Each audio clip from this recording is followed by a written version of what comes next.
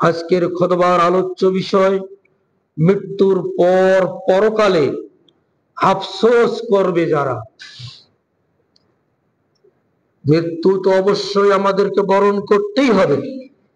পরকালীন জীবন চিরস্থায়ী জীবন।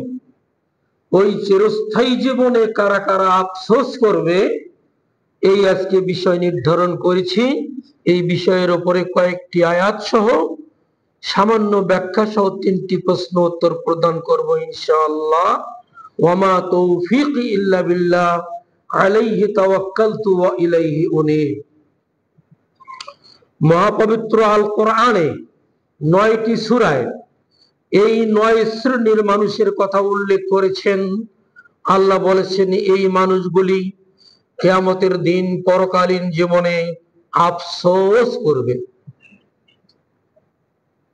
1 নম্বর আমি আয়াত তেলাওয়াত করেছি 30 পারা সূরা নাবা, 78 নম্বর সূরার 40 নম্বর আয়াত, শেষের আয়াত। এই আয়াতের অনুবাদ সহ সামান্য অল্প ব্যাখ্যা করে, প্রত্যেকটা আয়াতের অনুবাদ সহ কিছু স্বল্প ব্যাখ্যা করেই আমি আলোচনা করব, কারণ সমস্ত ব্যাখ্যা করতে গেলে আমি সময় পাবো না। আপনাদেরকে আয়াত নম্বর বলে দিচ্ছি, তাফসীর বের হয়েছে, আপনারা বিস্তারিত ব্যাখ্যাগুলি জেনে নেবেন। আল্লাহ রাব্বুল আলামিন বলছেন ইন্না আনজারনাকুম আযাবান করিবা, নিশ্চয় আমি আল্লাহ তোমাদেরকে নিকটতম শাস্তির ভীতি প্রদর্শন করেছি।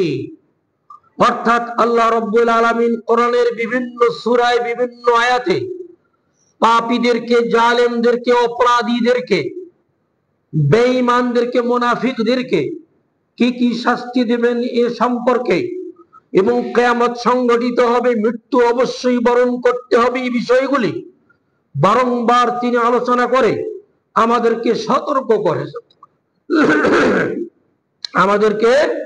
সতর্ক করেছে।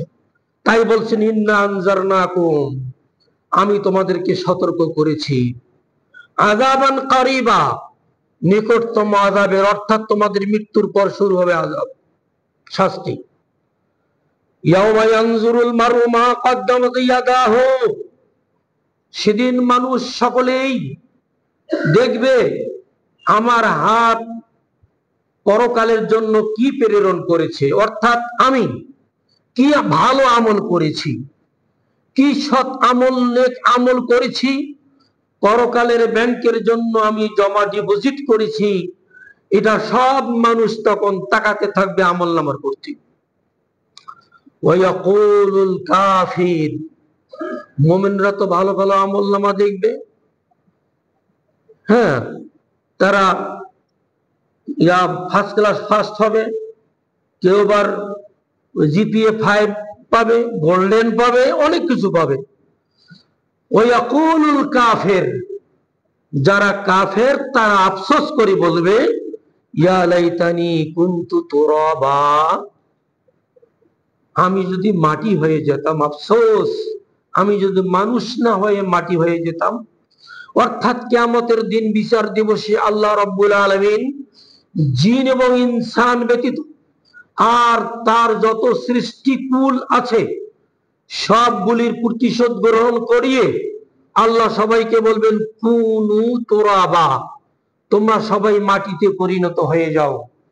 মানুষ এবং জিন ছাড়া সমস্ত প্রাণী জগৎ তারা মাটিতে পরিণত হবে। কাফেররা এই অবস্থা দেখে আফসোস করে বলবে ইয়া লাইতানি কুনতু তুরাবা, আফসোস আমিও যদি ওদের মতো মাটি হয়ে যেতাম, বিচার হতো না, এটাই ভালো ছিল। তাহলে কাফেররা কিয়ামতের দিন কি করবে? আফসোস করবে। 2 নম্বর আয়াত, এই আয়াতটা সূরা আল ফজর 89 নম্বর সূরার 23 এবং 24 নম্বর আয়াত তেলাওয়াত করছি। ওয়াজিআ ইয়াউমাইযিন বিজাহান্নাম, কিয়ামতের দিন আল্লাহ রাব্বুল আলামিন সমগ্র মাখলুকের সামনে উপস্থিত করবেন জাহান্নামকে। কিভাবে উপস্থিত করবেন? হাদিসে, বহু সহিহ হাদিসে বর্ণিত হয়েছে ৭০,০০০ শিকল পরা থাকবে জাহান্নামকে। আর এক একটা শেকল ধারণ করবে ৭০,০০০ ফেরেশতা। তারপরে ওই জাহান্নাম অগ্নিমূর্তি নিয়ে মানুষের দিকে এগিয়ে আসতে থাকবে গ্রাস করার জন্য। আল্লাহ বলছেন ওয়াজি আয়াউমাইযিন বিজাহান্নাম, সেদিন সকল মানুষের সামনে জাহান্নাম উপস্থিত করা হবে। ইয়াউমাইযিন ইয়াতাযাক্কারুল ইনসান, সেদিন মানুষ উপলব্ধি করবে কেন এই পাপটা করেছি, অন্যায়টা কেন করেছি, স্ত্রীর উপর অবিচার কেন করেছি, স্বামীর উপর কেন অন্যায় করেছি, পিতা সন্তানের উপর কেন জুলুম করেছি, সন্তান পিতামাতার সাথে কেন বেয়াদবি করেছি। এই আফসোসগুলি তখন উপলব্ধি করবে। সবগুলো বলতে গেলে বহু বলা যাবে, বললাম না, দু একটা কাজ দিলাম।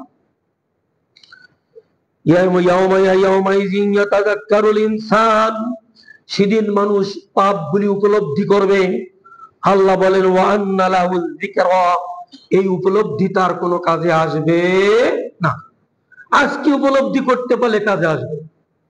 মাকে কষ্ট দিয়েছি, বাবাকে কষ্ট দিয়েছি, কারো প্রতি অন্যায় করেছি, প্রতিবেশীর সাথে জুলুম করেছি, পারিবারিক ভাবে আমার স্ত্রীর উপর অন্যায় করেছি, এই যে এখন যদি আমি উপলব্ধি করতে পারি, তার কাছে মাপ পেতে পারি, তাহলে তখন লাভ। কিন্তু পরকালে উপলব্ধি করে কোনো কাজে আসবে। ইয়াকুলু, সেদিন সব মানুষ বলবে, যারা পাপী তারা বলবে ইয়া লাইতানি কদ্দামতু লিহায়াতি, আমি যদি আমার জীবদ্দশায় পরকালীন জীবনের জন্য কিছু সঞ্চয় করতাম তাহলে আজকে আমার কাজে লাগতো। আমরা যেমন দুনিয়াবি ব্যাপারে সন্তানদের জন্য, পরিবারের লোকদের জন্য, ভাই বোনদের জন্য, অন্যান্য লোকদের জন্য কত সঞ্চয় করি না, কত কষ্ট করি, নিজে সঞ্চয় করি, কিন্তু আমি আমার নিজের জন্য কতটুকু সঞ্চয় করলাম, এই ভাবনা, এই উপলব্ধি আমাদের অনেকের মধ্যেই নাই। সেদিন কিন্তু হবে, এই আফসোস গুলি হবে, কেন আমি কষ্টটা করলাম না পরকালের জন্য। ২ নম্বর গেল। ৩ নম্বর, ওয়াম্মা মান উতিয়া কিতাবাহু বিশিমালিহি ফায়াকুলু ইয়া লাইতানি লাম উতা কিতাবিয়া ওয়া লাম আদরি মা হিসাবিয়া ইয়া লাইতাহা কানাতিল কাদিয়া মা আগনা আন্নি মালিয়া হালাকা আন্নি সুলতানিয়া। সূরা হাক্কা ৬৯ নম্বর সূরা, ২৫ থেকে ২৯ আয়াত তেলাওয়াত করলাম। অর্থ, কিয়ামতের দিন আল্লাহ রাব্বুল আলামিন যাদেরকে বাম হাতে আমলনামা দেবেন, রেজাল্ট শীট বাম হাতে, ফলাফল বাম হাতে। বাম হাতে ফলাফল পাওয়ার অর্থ আমি এফ ডিভিশনে পাস করছি, ফেল ডিভিশন। যেদিন দেওয়া হবে বাম হাতে আমলনামা, ফায়াকুল, সেদিন ওই সমস্ত মানুষেরা বলবে ইয়া লাইতানি, আফসোস, লাম উতা কিতাবিয়া, আমাকে যদি আজকে রেজাল্ট দেওয়া না হতো। যারা খারাপ ছাত্র, পরীক্ষার যখন রেজাল্ট বের হয়, হয়তো জানে কি রকম উত্তর লিখছে, কত মার্ক পেতে পারে, আর সবাইকে তো বলবে হ্যাঁ বাবা ভালো রেজাল্ট করছি, হ্যাঁ মা ভালো রেজাল্ট হয়েছে, বন্ধু বান্ধব আত্মীয় স্বজন যারা আছে সবাইকে তো বলে বেড়াইছে, আর মনে মনে ভাবতেছে রেজাল্ট বেড়ে তো আমার এই অবস্থা হবে, রেজাল্ট যদি না হয়, আল্লাহ না হয়, গন্ডগোল দেশে শুরু হোক, রেজাল্ট যেন বের না হয়।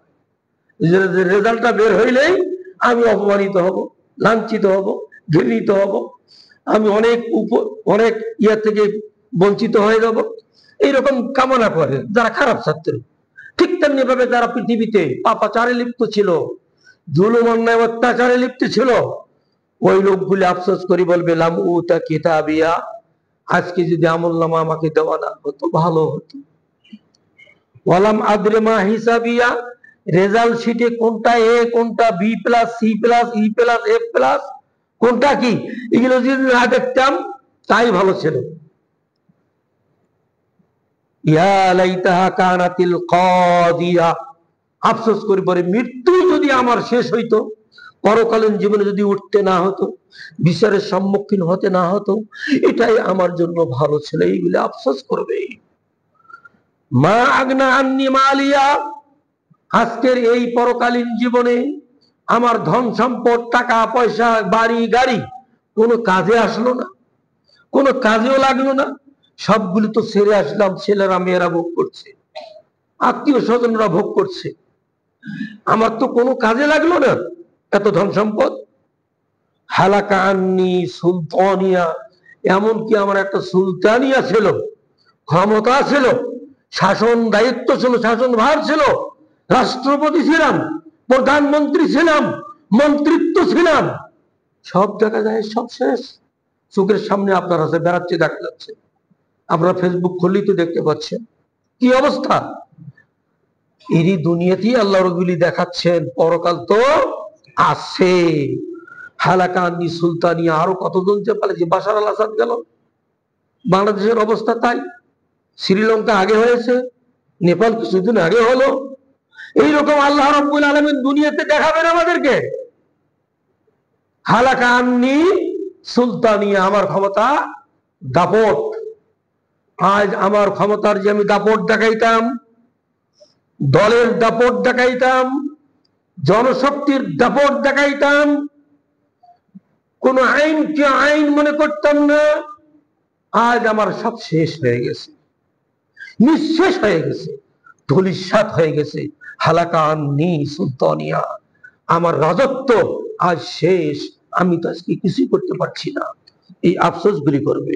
সূরা হাক্কা 59 নম্বর সূরা, 25 থেকে 29 নম্বর আয়াত ব্যাখ্যা দেখে নেবেন। 4 নম্বর, ওয়ায়াউমা ইয়া'আযযু যালিমু আলা ইয়াদাইহি ইয়াকুলু ইয়া লাইতানি ইত্তাখাযতু মা'আর রাসূলি সাবিলা ইয়া লাইতানি ইয়া ওয়াইলাতা লাইতানি লাম আত্তাখিযু ফুলানান খলিলা। সেদিন মানুষ অর্থাৎ জালেম, পাপাচারীরা, অত্যাচারীরা দুই হাতে কামড় দেবে, দুই হাতে কামড়াতে থাকবে, নিজের হাতে নিজে কামড়াবে। জলাতঙ্ক রোগীরা যেমন নিজের হাতে নিজে কামড়ায়, নিজের শরীরে নিজে কামড়ায়, ওরা জলাতঙ্ক রোগীর মতো হবে, নিজের হাতে কামড়াতে থাকবে এবং বলবে ইয়া লাইতানি ইত্তাখাযতু মা'আর রাসূলি সাবিলা, আফসোস আমি যদি রসুলের পথ গ্রহণ করতাম। রসুলের পথ আমরা সবাই গ্রহণ করি, বাংলাদেশের মানুষ, পৃথিবীর মুসলমানেরা, কিন্তু সাথে সাথে আবার অন্য পথগুলিও গ্রহণ করার চেষ্টা করি। রসুল সাল্লাল্লাহু আলাইহি সাল্লাম সিরাতাল মুস্তাকিম বোঝানোর জন্য একটা সরল রেখা টানলেন, ডানে বামে আর কিছু রেখা টেনে বললেন হাযা সিরাতাম মুস্তাকিমা ফাত্তাবিউহু, এটাই হচ্ছে আমার সরল পথ, তোমরা এটার অনুসরণ করো না। আর যে ডানে বামে যেগুলি রাস্তা দেখছো, এগুলি হচ্ছে বক্র পথ, এর পথে প্রত্যেকটা পথের মাথায় একটা করে শয়তান আছে, তোমাদেরকে বিপদগামী করবে, তুমি এইগুলি পথের অনুসরণ করবে না। আফসোস করি সেদিন বলবে ইয়া লাইতানি ইত্তাখাযতু মা'আর রাসূলি সাবিলা, আমি যদি রসুলের পথ অনুসরণ করতাম, রসুলের পথ গ্রহণ করতাম, রসুলের দিক নির্দেশনাগুলি মেনে চলতাম, তাহলে আজকে আমাকে এই আফসোসটি করতে হতো না। আরো বলবে ইয়া ওয়াইলাতা, হে দুর্ভাগ্য আমার, লাইতানি লাম আত্তাখিযু ফুলানান খালিলা, ওই দলকে যদি আমার বন্ধু না বানাতাম, ওই পার্টির নেতৃত্ব যদি আমি না মানতাম, ওই দলের অনুসরণ যদি আমি না করতাম, তাহলেই আমার ভালো ছিল। আজকে ওই পার্টি, ওই দল, ওই নেতৃত্বের লোভেই আমি তাদের অনুসরণ অনুকরণ করেই বিপদগামী হয়েছি, অনেক জুলুম অন্যায় অত্যাচার করেছি, অনেক পাপাচারে লিপ্ত হয়েছি। আজ আমাকে আফসোস করতে হচ্ছে, ওরা তো এখন আমার থেকে অনেক দূরে, সবাই ইয়া নাফসি ইয়া নাফসি, নিজের বাঁচার জন্য সবাই চেষ্টা করতেছে। এখন আমি যদি ওদেরকে না বানাতাম বন্ধু, তাহলে আমার জন্য ভালোই ছিল। অতএব রুসুকে বাঙালি এটা মাতলে হবে না, আপনাদেরকে ভেবে চিনতে কাজ করতে হবে, ভেবে চিন্তে পথ চলতে হবে, ভেবে চিন্তে সিদ্ধান্ত গ্রহণ করতে হবে, না হলে কিয়ামতের দিন আফসোস করতে হবে। বলবেন ইয়া ওয়াইলাতা লাইতানি লাম আত্তাখিযু ফুলানান খলিলা, হে আমার দুর্ভাগ্য, হে আফসোস, আমি যদি অমুককে, অমুক দলকে, অমুককে সাপোর্ট না দিতাম, বন্ধু না বানাতাম, দলে না ভিড়তাম, দলের সদস্য না হতাম, ভালো হতো। এটা সূরা ফুরকান 25 নম্বর সূরা 27 থেকে 28 নম্বর আয়াত, ব্যাখ্যা দেখে নেবেন। 5 নম্বর বলছি, 5 নম্বর আয়াত, ইয়াউমা তুকাল্লাবু ওজুহুহুম ফিন্নার, সেদিন পাপাচারীদেরকে মুখ ভরে, মুখের উপর ভর করে জাহান্নামে নিক্ষেপ করা হবে।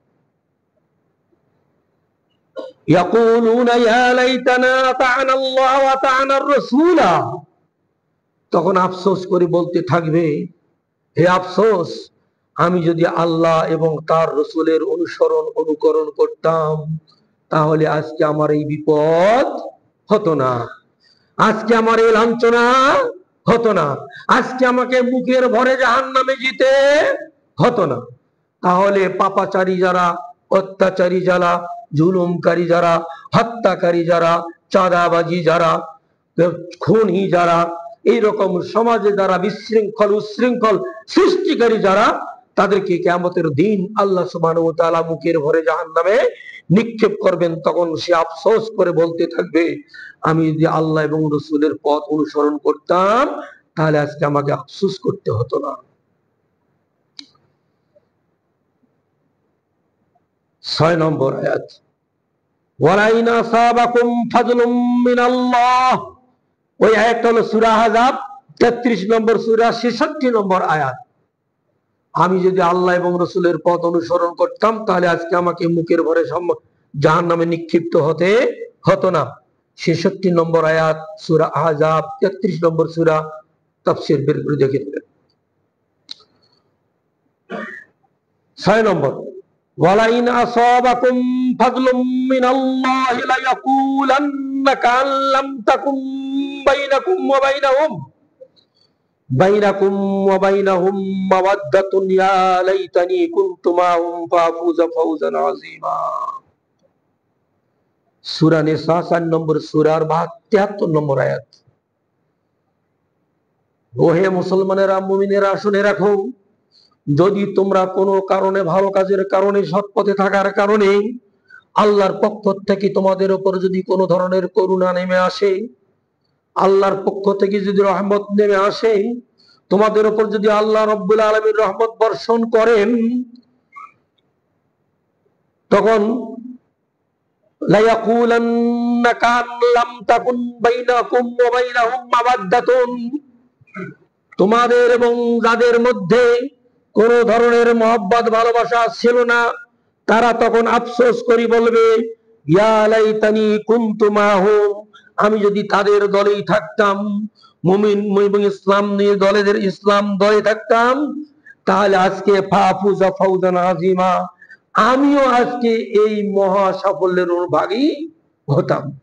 আল্লাহ রাব্বুল আলামিন ইমানদারদেরকে, মুমিনদেরকে, মুসলিমদেরকে, যারা দুনিয়ার জীবনে সৎভাবে জীবন যাপন করেছে, অনেক কষ্ট সহ্য করেছে, জুলুম নির্যাতন সহ্য করেছে, আল্লাহ রাব্বুল আলামিন কিয়ামতের দিন যখন তাদেরকে মহা সাফল্য দান করবেন, এই মহা সাফল্য দেখে মনে মনে ভাববে, একই মসজিদে সালাত আদায় করেছি, একই সাথে চাকরি করেছি, একই সাথে ব্যবসা করেছি, একই সাথে সংসদে বসেছি, একই সাথে সবকিছু করেছি, আর যদি তাদের সাথে আজ আমি মিলতাম, ভালোবাসা রাখতাম, বন্ধুত্ব রাখতাম, সাপোর্ট দিতাম, তাদের কোরআন এবং সহিহ হাদিসের কথাগুলি যদি মেনে চলতাম, আজকে ওই মহা সাফল্যের অধিকারী আমিও হতাম। এই আফসোসগুলি তারা কিয়ামতের দিন করবে। সূরা নিসা 4 নম্বর সূরা 73 নম্বর আয়াত, তাফসীর দেখে নেবেন।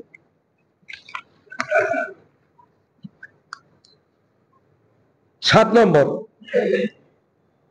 ওয়ালাউ তারা ইয ওয়াকিফু আলান নার ফাকালু ইয়া লাইতানা নুরাদ্দু ওয়ালা নুকাযযিবা বিআয়াতি রাব্বিনা ওয়া নাকুনা মিনাল মুমিনিন।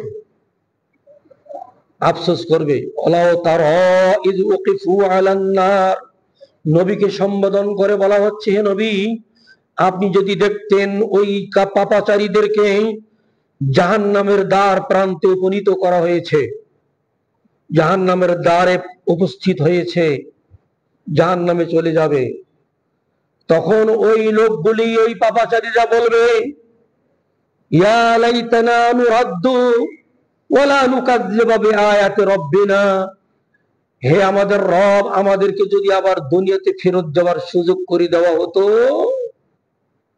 দুনিয়াতে আসার যদি আবার সুযোগ আল্লাহ করে দিতেন, তাহলে আমরা এখানে ওয়াদা করছি, ওয়ালা নুকাযযিবা বিআয়াতি রাব্বিনা, আমাদের রবের পক্ষ থেকে যত আয়াত নাজিল হয়েছে একটা আয়াত আমরা মিথ্যা বলে মন্তব্য করতাম, সবগুলোকে সত্য। আপনি সত্য বলেন আর মিথ্যা বলেন, আল্লাহর আয়াত কি মিথ্যা? ওমান আসদাকু মিনাল্লাহি কিলা, আল্লাহর চেয়ে কে সত্যবাদী? না এই জগতে না পরজগতে, কোন জগতে আল্লাহর চেয়ে বড় সত্যবাদী কেউ নেই। আল্লাহ যা কিছু কোরআনে বলেছেন, আপনার পক্ষে যাক বিপক্ষে যাক, অনুকূলে হোক প্রতিকূলে হোক, ভালো লাগুক আর মন্দ লাগুক, ওই আয়াতগুলি সত্য সঠিক এবং ওগুলি মেনে চলতেই হবে। সেটা হায়াত থাকলে, পরকালীন জীবনে মানলে আর কোনো সুযোগ নাই, মানার কোনো সুযোগে নাই। ওয়ালা নুকাযযিবা বিআয়াতি রাব্বিনা ওয়া নাকুনা মিনাল মুমিনিন। খাঁটি দলে আমি উপস্থিত থাকতাম, খাঁটি দলের অনুসারী হতাম, প্রকৃত মুমিনদের সাথেই আমি থাকতাম, প্রকৃত মুমিনদের কাফেলায় আমি যোগ দিতাম, আল্লাহ যদি আমাকে ফেরত দিতেন। কিন্তু আল্লাহ ফেরত দেবে কি? আমরা সবাই জানি, আজ থেকে 1400 বছর হয়ে গেল নবী মুহাম্মদ রাসূলুল্লাহ সাল্লাল্লাহু আলাইহি সাল্লাম, পৃথিবীর বুকে শ্রেষ্ঠ মানব, যিনি নবীদের, যিনি শিরোমণি, যিনি নবীদের সর্দার নেতা, তিনি আজ পর্যন্ত ফেরত আসেননি। আপনি চিন্তা করুন, আজ আমার 14 পূর্বপুরুষ যারা মৃত্যুবরণ করেছে, আজ তারাও ফিরে আসেনি, আমিও ফিরে আসব না। অতএব হায়াত থাকতে আমাকে এই দুনিয়ায় রসুল এবং আল্লাহর অনুসরণ করেই চলতে হবে। এই আয়াতটা সূরা আনআম 6 নম্বর সূরা 27 নম্বর আয়াত, বিস্তারিত ব্যাখ্যা দেখে নেবেন। 8 নম্বর আয়াত বলছি, ওয়ায়াকুলু ইয়া লাইতানি লাম উশরিক বিরাব্বি আহাদা। সেদিন যারা মুশরিক,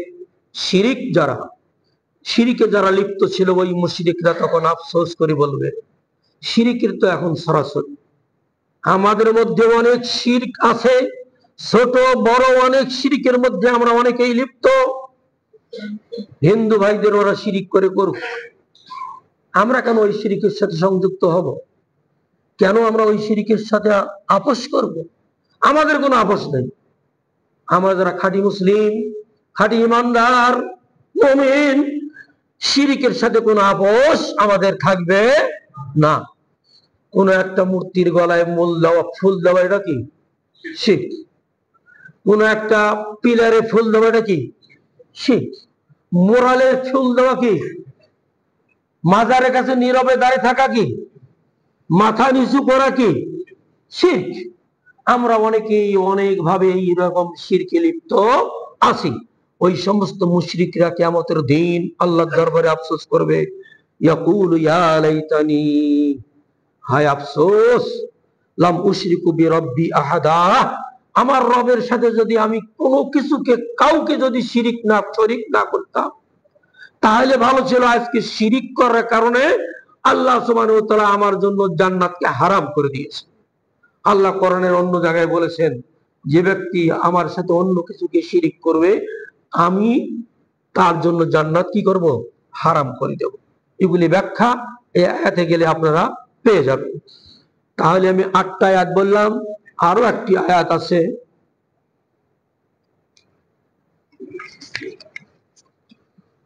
এইটা সর্বশেষ আয়াত। এই আয়াত বলে আমি প্রশ্ন উত্তরে যাবো ইনশাআল্লাহ। 9 নম্বর আয়াত, ওয়ানফিকু মিম্মা রাযাকনাকুম মিন ক্বাবলি আন ইয়াতিয়া আহাদাকুমুল মাউত ফায়াকুল রাব্বি লাউলা আখখারতানি ইলা আজালিন করিব ফাআসাদদাকা ওয়া আকুম মিনাস সালিহিন। মুমিনদের উদ্দেশ্যে, মুসলিমদের উদ্দেশ্যে আল্লাহ রাব্বুল আলামিন আদেশ করেছে, ওয়ানফিকু মিম্মা রাযাকনাকুম, আমি তোমাদেরকে যতটুকু রিজিক দিয়েছি তার থেকে তোমরা আমার পথে ব্যয় করো। মিন ক্বাবলে, কখন ব্যয় করবে? মিন ক্বাবলে আন ইয়াতিয়া আহাদাকুমুল মাউত, তোমাদের মৃত্যু আসার আগেই, মালাকুল মাউত উপস্থিত হওয়ার আগেই তোমরা আমার পথে তোমার ধন সম্পদ ব্যয় করো। যখন মালাকুল মাউত উপস্থিত হবে, মৃত্যু যখন আসবে কাছে, ফায়াকুল রাব্বি লাউলা আখখারতানি ইলা আজালিন করিব, তখন তুমি বলতে থাকবে, আফসোস, আমাকে যদি আরো একটু সময় দেওয়া হতো, হায়াত যদি বৃদ্ধি করে দেওয়া হতো, আরো যদি একটু সুযোগ পেতাম, তা ফাআসাদদাকা, তাহলে অবশ্যই অবশ্যই আমি তোমার দ্বীনের পথে সদকা করতাম, দান খয়রাত করতাম। ওয়া আকুম মিনাস সালিহিন, আর সৎকর্মশীলদের অন্তর্ভুক্ত হয়ে যেতাম। তাহলে এই আয়াত থেকে প্রমাণিত হচ্ছে, মৃত্যুর আগ পর্যন্ত দান করলে আল্লাহর দরবারে কাউন্ট হবে, আর মৃত্যুর পর আপনার দান করার কোনো সুযোগ নেই। সাথে নিয়ে যাবেন আমল আর 3টি সাদা কাপড়, এটা ছাড়া আর কোনো কিছু নিয়ে যাওয়ার সুযোগ আল্লাহ রাব্বুল আলামিন রাখেননি। এই আয়াতের ব্যাখ্যায় একটি সহিহ বুখারীর হাদিস আলোচনা করছি। আবু হুরায়রা থেকে হাদিস বলছি না, আবু হুরায়রা থেকে বর্ণিত, তিনি বলেন, এক সাহাবী রাসূল সাল্লাল্লাহু আলাইহি ওয়াসাল্লামের নিকট এসে বললেন, ইয়া রাসূলুল্লাহ, কোন সদকার সওয়াব সবচেয়ে বেশি, কোন দানের সওয়াব সবচেয়ে বেশি? রাসূল সাল্লাল্লাহু আলাইহি ওয়াসাল্লাম বললেন, সুস্থ ও কৃপণ অবস্থায় তোমার সাদাকা কর। তুমি সুস্থ আছো কিন্তু তোমার মন চায় দান না করি, এই টাকাটা অন্য কাজে লাগাই, অন্য কাজে, মনে কৃপণতাও আছে, এ সত্ত্বেও তুমি দ্বীনের পথে কি করবা? দান করবা, তাহলে বেশি সওয়াব পাবা। রাসূল বললেন,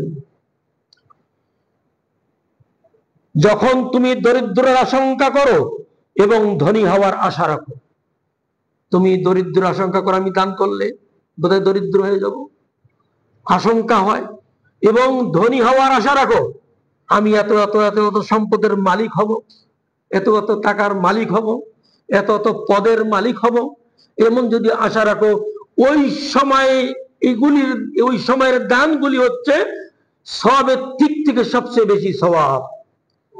তাহলে আমাদেরকে কি করতে হবে? দান সদকা করতে হবে। হাদিস সহিহ বুখারী হাদিস নম্বর 1419, সহিহ মুসলিম 1032 নম্বর হাদিস। তাহলে আমরা আজকের এই আলোচনায় জানতে পারলাম, পরকালে আফসোস করবে যারা, তারা হলো 9 শ্রেণীর মানুষ। আমি কোরআন থেকে 9টা সূরার 9টা সূরা থেকে আলোচনা করেছি কয়েকটি আয়াত। এই আয়াতগুলি দ্বারা প্রমাণিত হয়েছে যে কিয়ামতের দিনে যারা আফসোস করবে তাদের বিষয়টা আল্লাহ রাব্বুল আলামিন এখানে স্পষ্ট করেছেন। আল্লাহ রাব্বুল আলামিন আমাদের সবাইকে এই বিষয়গুলি হৃদয়ঙ্গম করে এই সৎ পথে দান করার, দ্বীনের পথে চলার, আল্লাহ এবং আল্লাহর রাসূলের পথে চলার, সঠিক দ্বীন এবং ইসলাম মানার এবং গ্রহণ করার, পারিবারিক ভাবে, সামাজিক ভাবে, রাষ্ট্রীয় ভাবে এগুলি আমল করার তৌফিক দান করুন। আমিন। আকুলু কওলি হাযা আস্তাগফিরুল্লাহ লি ওয়া লাকুম ওয়া লিসাইরিল মুসলিমিন। বারাকাল্লাহু লাকুম ফিল কুরআনিল আযীম ওয়া নাফা'না ওয়া ইয়্যাকুম বিল আয়াতি ওয়াজ যিকরিল হাকীম। ইন্নাহু তাআলা জাওয়াদুল কারীমুর মালিকুর রাউফুর রহিম।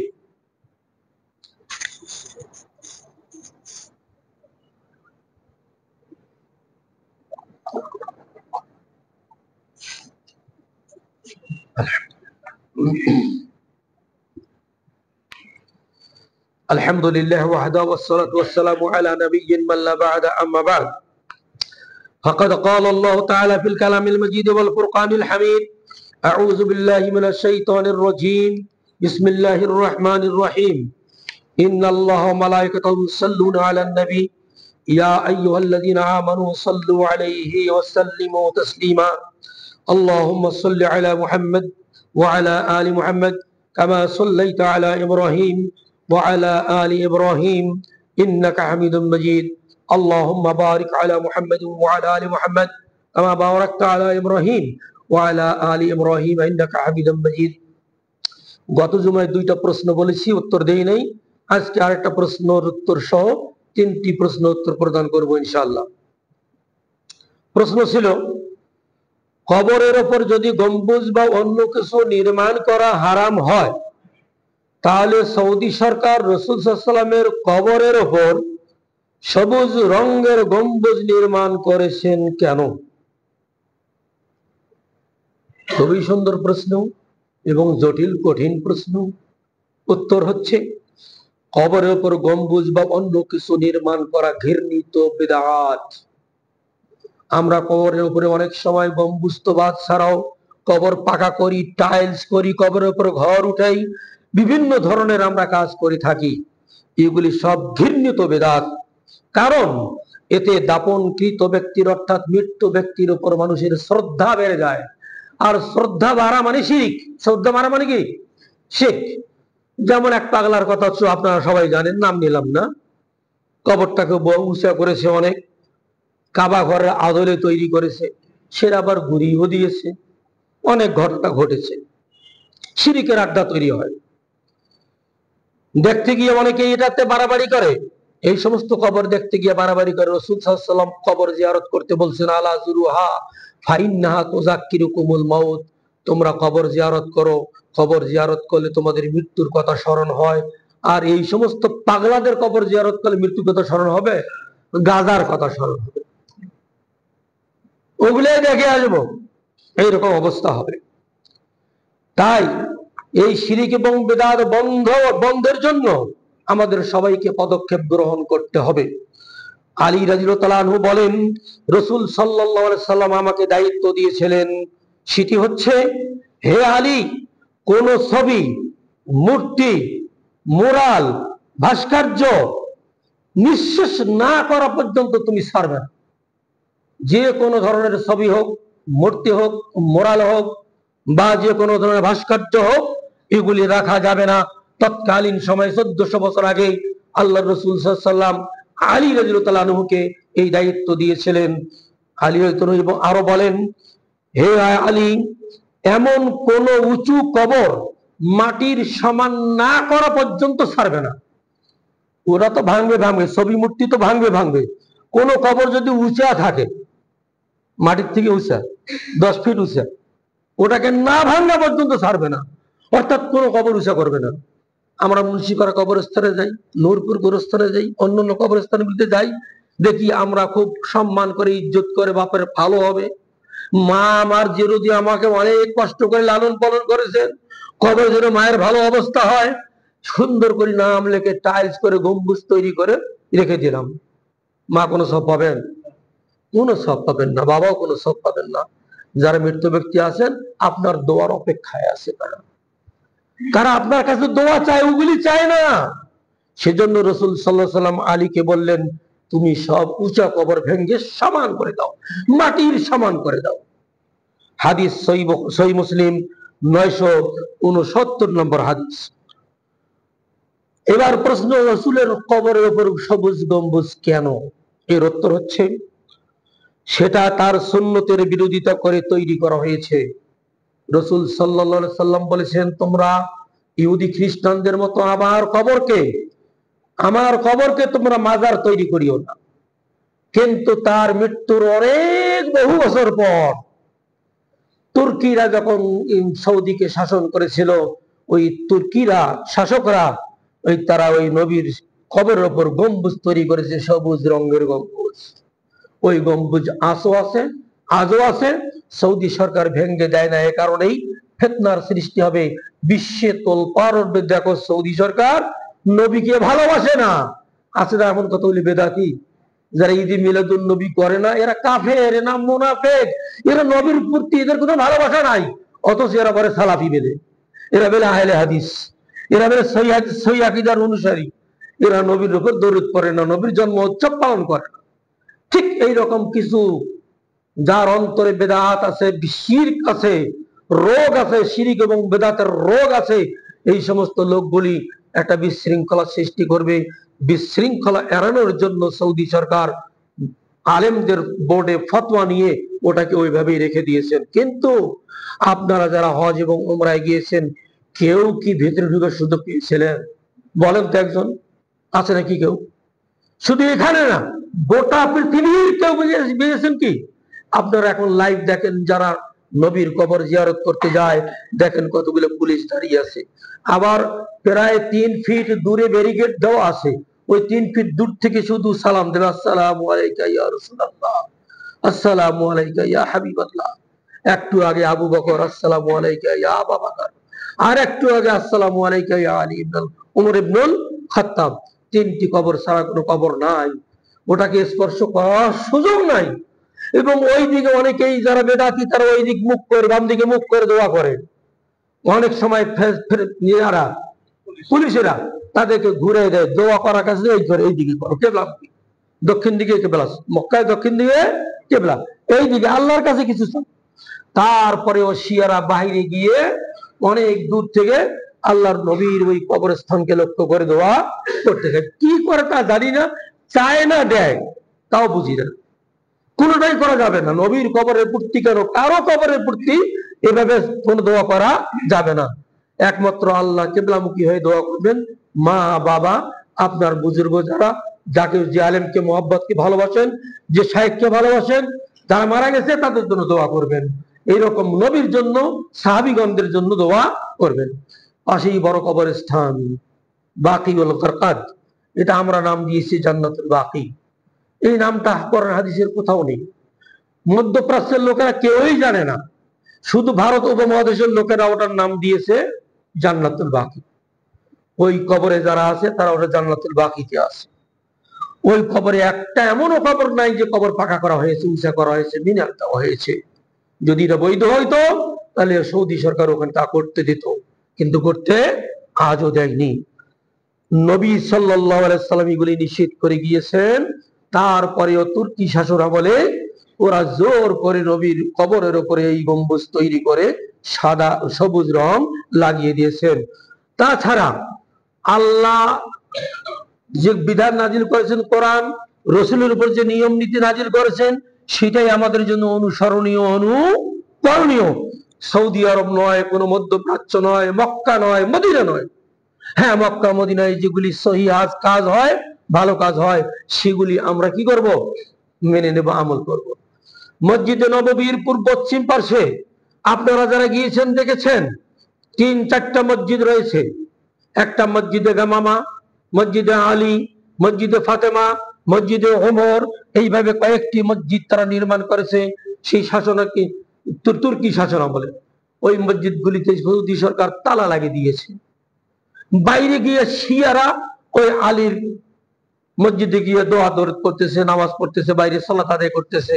মসজিদে গামামা, ওখানেও গামামা হচ্ছে মেঘ। আল্লাহ রাসূল সাল্লাল্লাহু আলাইহি ওয়াসাল্লাম বৃষ্টির জন্য দোয়া করেছিলেন। ইস্তিসকার সালাত আদায়ের সময় মেঘ আসি, পানি বৃষ্টি বর্ষিত হয়েছে, সেজন্য ওই জায়গাটার নাম গামামা ফাঁকা ছিল। তুর্কিরা তখন ওইখানে একটা মসজিদ নির্মাণ করছে, নাম দিয়েছে গামামা। অথচ মসজিদে নববীতে সালাত আদায় করা 1000 গুণ সব বেশি। কত গুণ? আমরা অনেকেই বলি 50,000 গুণ। 50,000 গুণের হাদিসটা সহি নয়, জয়ীফ। সহি হাদিস হচ্ছে 1000 গুণ। আর বাইতুল্লাহ কত? 1 লাখ গুণ। 1 ওয়াক্ত সালাত আদায় করলে 1 লাখ ওয়াক্তের সওয়াব। মসজিদে নববীতে 1 ওয়াক্ত সালাত আদায় করলে 1000 ওয়াক্তের সওয়াব পাওয়া যায়। সে মসজিদে সালাত আদায় না করে ওরা শিয়ারা ওই বাইরের মসজিদগুলিতে আদায় করে। অতএব নবীর কবরের উপর গম্বুজ নির্মাণ সেই সময় হয়েছে, সৌদি সরকার করে নাই। ওয়াজাতা সৎ, সৌদি সরকারকে ভুল বুঝবেন। প্রশ্ন 2, সারা বিশ্বে মুসলিমরা নির্যাতিত হচ্ছে, এমত অবস্থায় আমাদের করণীয় কি? আজ গোটা বিশ্বে মুসলিমরা নির্যাতিত, অপদস্থ, অপমানিত, ঘৃণিত, লাঞ্ছিত, মৃত্যুর শিকার। শিশুরা আজকে খাদ্যাভাবে কঙ্কাল সার হয়ে গেছে। আপনারা ফেসবুকে যা দেখতে পান, আমরা যা ছবিতে দেখি, কি অবস্থা। বিশেষ করে ফিলিস্তিনের গাজাকে একদম ইহুদিরা শেষ করে দেবে। মধ্যপ্রাচ্যে কোনো মুসলিম দেশ রাখবে না। গোটা ইহুদি, খ্রিস্টান এবং হিন্দু অমুসলিম পরিষদ, তারা সবাই একতাবদ্ধ হয়েছে, তারা ইসলামকে নির্মূল করবে। কিন্তু ইসলাম কোনোদিন নির্মূল হবে না। কোরআনে বহু আয়াত আছে, আল্লাহর নবীর হাদিসেও বর্ণিত হয়েছে। আমি একটা হাদিস শুধু আপনার কাছে তুলে ধরছি। আমাদের করণীয় কি? আমাদের করণীয় হচ্ছে, ওরাও যেমন ঐক্যবদ্ধ, আমাদের মুসলিম মিল্লাতকে ঐক্যবদ্ধ হতে হবে। আমরা সবাই ইসলাম বলি, কিন্তু আমাদের মধ্যে অনেক বিভক্তি।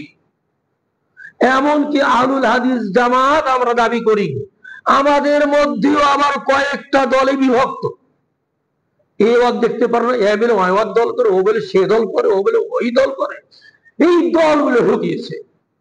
এই দল কোনোদিন শান্তি আনবে না। রাসূল সাল্লাল্লাহু আলাইহি সাল্লাম বলেছেন, ইউশিকুল উমাম আন তাদআক আলাইকুম কামা তাদআল আকলাতু ইলা কুসাতিহা। এমন একটা যুগ আসবে, সমস্ত মুসলিমরা ঐক্যবদ্ধ হয়ে তোমাদের উপর ঝাঁপিয়ে পড়বে। কেমন ঝাঁপিয়ে পড়বে? যেমন দুর্ভিক্ষের সময় সমস্ত ক্ষুধার্ত মানুষেরা ত্রাণের গাড়ির কাছে যে লুটিয়ে পড়ে। ত্রাণ নিতে গিয়ে মারা যাচ্ছে না মানুষ? দেখেন না বাচ্চারা কিভাবে ত্রাণ নিচ্ছে। আল্লাহ রাসূল 1400 বছর আগে বলে গেছেন। ফাকালা কাইলুন ওয়া মিন কিল্লাতিন নাহনু ইয়াওমাইযিন। এক সাহাবী উঠে বললেন, ইয়া রাসূলুল্লাহ, এই অবস্থার কারণ কি? আমাদের সংখ্যা তখন কম হবে, সেজন্যই কি এমন হবে? অমুসলিমরা আমাদের উপর ঝাঁপিয়ে পড়বে? ক্বালা বাল আনতুম ইয়াওমাইযিন কাসীর। তোমাদের সংখ্যা কম থাকবে না, বরং তোমাদের সংখ্যা থাকবে আধিক্য, অধিক সংখ্যক হবে তোমরাই। ওয়ালাকিন্নাকুম গুসাউন কাগুসাইস সাইল। কিন্তু তোমাদের ঈমানি এত দুর্বল থাকবে, যেমন বন্যার পানিতে খড়কুটা ভেসে যায়, তোমরা ওই লোকগুলি, ঈমানদারগুলি, এই সমস্ত ওদের কাছে ভেসে যাবে। কি যাবে? ঈমান আমাদের অত মজবুত হবে না। রাসূল বলছে ওয়ালাকিন্নাকুম গুসা, বরং তোমরা হবে খড়কুটার মতো। কার মতো? খড়কুটা। কাগুসাই সাইল, যেমন বন্যার পানিতে খড়কুটা ভেসে যায়। এই এখন বন্যা চলছে, তো দেখেন না খড়কুটা, বাড়িঘর ভেঙে যাচ্ছে, পলের কোচ ভেসে যাচ্ছে, বিশাল বিশাল দালানগুলি ভেঙে পড়ে যাচ্ছে। ওয়ালা ইয়ানজাআন্নাল্লাহু মিন সুদুরি আদুবিকুমুল মাহাবাতা। আল্লাহ রাব্বুল আলামিন তোমাদের শত্রুদের অন্তর থেকে তোমাদের প্রতি যেটা ভয় ভীতি ছিল, সেই ভয় ভীতিটা তুলে দেবে। অর্থাৎ মুসলমানদের প্রতি শত্রুদের, অমুসলিমদের কোনো ভয় থাকবে না।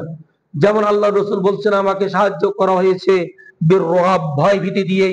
মুসলমানরা যখন যুদ্ধের জন্য বেরিয়ে যায়, তখন কাফেররা ভয় পায়, না জানি আমরা পরাজিত হয়ে আমরা নিহত হই, আমরা ক্ষতিগ্রস্ত হই, এইরকম তাদের একটা ভয় কাজ করত। তার মধ্যে অমুসলিমদের মধ্যে আল্লাহ রাসূল বললেন, সেই সময় তোমাদের সংখ্যা বেশি থাকবে, কিন্তু তোমাদের ভয় বেশি। আমাদের বাংলাদেশটা ধরলাম 80% মুসলমান আর 20% অন্য অন্য ধর্মের লোক, কিন্তু 80% মুসলমানের সবচেয়ে ভয় বেশি, সবচেয়ে বেশি ভয় এই মুসলমানদের। অথচ ওরাই ভয় খায়, ওদের মধ্যে, অন্তরের মধ্যে ভয় থাকা দরকার ছিল, সব সময় ভীত সন্ত্রস্ত থাকা প্রয়োজন। কিন্তু ওরা দিব্যি বের হচ্ছে আমাদের কারণে। আমরাই বলতেছি এরা মৌলবাদী, আমরাই বলতেছি এরা অমুক, আমরাই বলতেছি এরা তমুক। এদের সাথে থাকা যাবে না। বাস, মুসলমানরা দুর্বল হয়ে যাচ্ছে।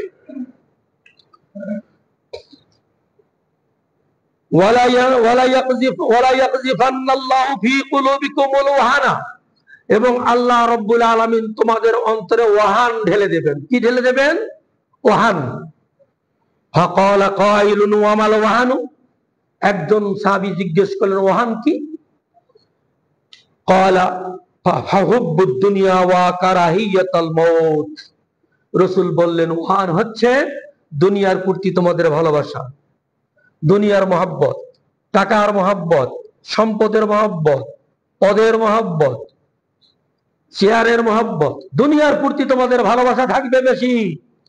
ওয়া কারাহিয়াতুল মাউত, এবং মৃত্যুবরণ করতে চাবে না, মৃত্যুকে অপছন্দ করবে, মৃত্যুর কথা স্মরণে করবে না। আমরা যারা আছি এই মসজিদের মুসাল্লি, আমরা দিনে কয়বার স্মরণ করি মৃত্যুকে? রাসূল সাল্লাল্লাহু আলাইহি ওয়াসাল্লাম মিনিমাম 70 বার স্মরণ করতেন। তিনি 70 বার ইস্তেগফার করতেন, আল্লাহর কাছে ক্ষমা চাইতেন, না জানি মালাকুল মউত আসি যায়। আমরা কয়বার করি? আমরা তো দুনিয়ার লোভে একদম লোভাতুর হয়ে, দুনিয়ার প্রতি আকর্ষণ আমাদের বৃদ্ধি পাওয়ার কারণে দুনিয়ার উপরে আমাদের ভয় বেশি। এই হাদিস থেকে বোঝা গেল আমাদেরকে কি করতে হবে? ঐক্যবদ্ধ হতে হবে। যত মুসলিম দল আছে সমস্ত দলগুলিকে ঐক্যবদ্ধ হলেই আজ বিশ্বের মুসলিমরা আমাদেরকে ভয় পাবে, তাদের অন্তরে ভীতির সঞ্চার ঘটবে, তারা আর আমাদের উপর কোনো জুলুম অত্যাচার অন্যায় অত্যাচার করতে পারবে না। কিন্তু আফসোস, এই মুসলিম দলগুলি কবে একত্রিত হবে, কবে ঐক্যমত্যে পৌঁছবে? আহলে হাদিসদের প্রতি তারা কখন ঐক্যমতে পৌঁছবে? যতই হোক তারা কোন দল করে করুক, সহিহ আকীদার ভাই তো, তাকে আমি কেন ঘৃণা করব, তাকে কেন দোষারোপ করব, তার প্রতি কেন আমি ঘৃণা ছড়াবো? আজ আমাদের মধ্যে এগুলি আসছে, আজকে বলতে আমরাও পারি না আমরা সহিহ আকীদার আহলে হাদিস ভাইরাও সঠিক দলের উপর আছি। আর একটা প্রশ্ন উত্তর দিতে তো অনেক সময় লাগবে, অত সময় তো নেওয়া যাবে না। প্রশ্ন, ঘরের সাপ মেরে ফেলার ক্ষেত্রে বিশেষ কোনো নিয়ম আছে কি? এখন বর্ষাকাল, ঘরে অনেকেরই সাপ থাকে, আর সাপ মারার জন্য রাসূল নির্দেশ দিয়েছেন তোমরা সাপ মেরে ফেলো, কিন্তু ঘরের সাপ মারার জন্য কিছু বিশেষ নিয়ম আছে। লম্বা হাদিস আমি লিখে আনছি, হাদিস সহিহ মুসলিমে, এটা বলতে গেলে অনেক সময় লাগবে। অতএব ইনশাআল্লাহ এই প্রশ্নের উত্তর আগামী জুমায়। اللهم اعز الاسلام والمسلمين واذل الشرك والمشركين ودمر اعداء الدين وانصر عبادك المؤمنين اللهم وفق لنا لما تحب وترضى واجعل اخرتنا خيرا من الاولى اللهم خلد ممالك الاسلام ودولة بangladesh اللهم اجعل آمنة ومطمئنة سائر بلدان المسلمين خصوصا بangladesh بوسنيا كشمير افغانستان جرمانيا باكستان فلسطين يمن سوريا عراق الأراكان القطار اللهم انصر من نصر دين محمد صلى الله عليه وسلم واجعلنا منهم واخذل من خذل دين محمد صلى الله عليه وسلم ولا تجعلنا منهم عباد الله رحمكم الله إن الله يأمر بالعدل والإحسان وإيتاء ذي القربى وينهى عن الفحشاء والمنكر والبغي يعظكم لعلكم تذكرون ولذكر الله تعالى أعلى وجل وتم وأعظم وأكبر.